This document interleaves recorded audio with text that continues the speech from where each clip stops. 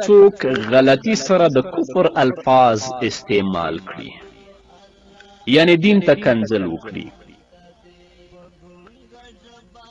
العیاذ بالله، یا الله ته او رسول ته ښکنځل وکړي د غصې په حالت کې، د دې ویونکي حکم څه دی؟ کافر بلل کیږي که نه بلل کیږي؟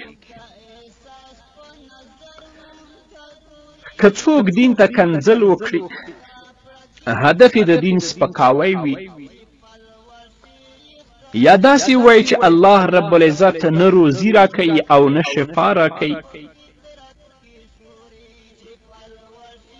داسې ووایي چې دا روزي خو بندگان خپله خواري کوي، لاسته یې راوړي، او شفا خو دا درملو تعویض راکوي چې ما په غاړه کې اچولی یا یې خورم.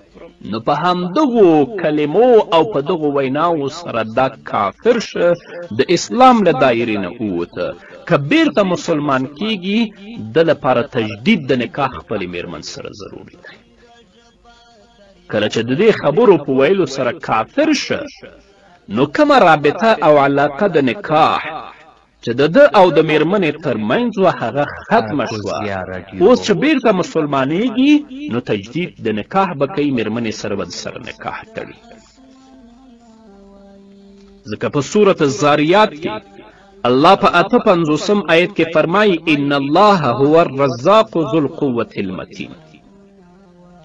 همدارنګه په صورت هود کې 6 آیت کې فرمایي وما من دابة فی الارض الا علی الله رزقها.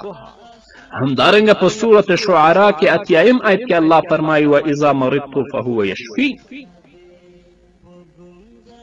او هندیه په 2 جلد کې په 208 صفحه کې لیکي یکفر اذا وصف الله تعالی بما لا یلیق به او جعل له شریکا. نو په کفري الفاظو سره چې د غصې په حالت کې وایي د اسلام له دایرې نه خارجېږي، حکم د مرتد حکم دی. بیرته که مسلمانېږي، نو که میرمن لري، خپلې میرمنې سره به بیا تجدید د نکاح کوي، نکاح به له سره تړي.